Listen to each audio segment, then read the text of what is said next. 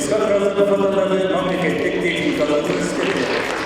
Радбек Абдыкалыков Борбордогу Исхак Разаков атындагы Кыргыз мамлекеттик техникалык университетинин 4 курсунун студенти. Ал бүгүн президенттик стипендия алып, бала кезиндеги кыялы орундалып отурат. Сыйлык өзгөчө дем күч берип, алдыга конкреттүү максаттарды коюуга себепчи болду деген келечектеги программист. Билимин мындан ары да жогорулаткысы келет. Радбек чет өлкөдө окуусун улантып, Кыргызстандын IT тармагын өнүктүрүүгө өз салымын кошуу ниетинде. Магистратурага башка өлкөгө окугандан кийин мен сөзсүз кайра Кыргызстанга келип, ошо билим менен бөлүшүп, мындан ары ошо IT программа жакта өнүктүрүүгө аракет кылам деп сөз берем. Азыр баарыбызга билгендей эле, билим өлкөнүн өнүгүшүнүн эң чоң капиталы.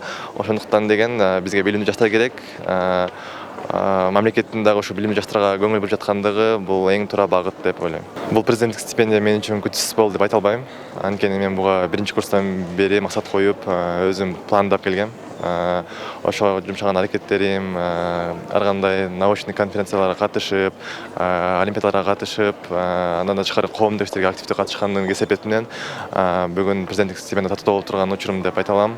Бүгүнкү салтанатка Радбек сыяктуу өлкөнүн булуң бурчунан 80 студент чогулган. Өлкө башчынын өз колунан стипендия алгандар мындай сыйлык бир чети шык берсе, экинчиден чоң жоопкерчилик экендигин айтышат.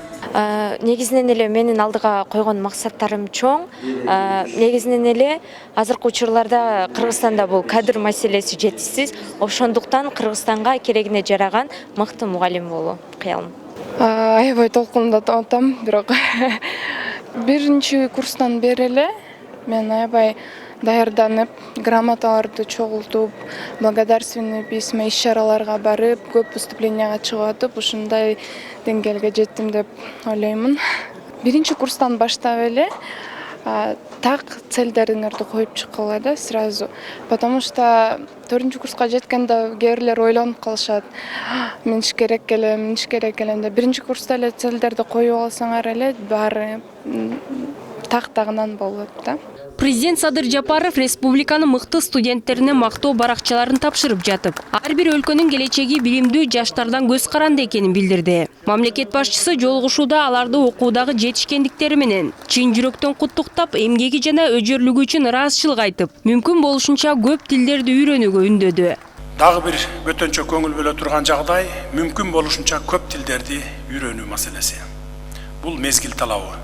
Биринчи кезекте мамлекеттик тилибизди, андан соң башка тилдерди өздөштүрүү абзал. Ардактуу студенттер, силер Кыргызстандын келечегисиңер. Эртең эле өлкө тагдырын өз колуңуздарга аласыздар. Ушуну эч качан эсиңиздерден чыгарбай, көңүлүңүздөргө бекем түйүп жүрүшүңүздөр керек. Элибиздин керегине жараган инсандардан болушуңуздарга тилектешпиз. Силерге болгон үмүтүбүз, ишеничибиз чоң. Билим жолундагы сапарыңыздар байсалдуу болсун. Сиздерге ак жол каалаймын. Айта кетсек, өлкөдө жыл сайын алдыңкы студенттерге президенттик стипендия тапшырылып келет.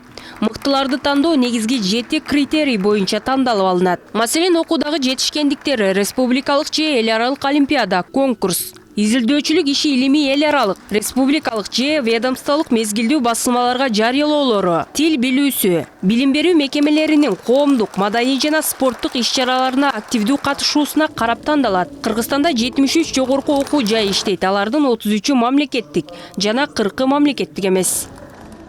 Тазагүл Эмилбекова, Алтынбек Сакиев, Нью ТВ.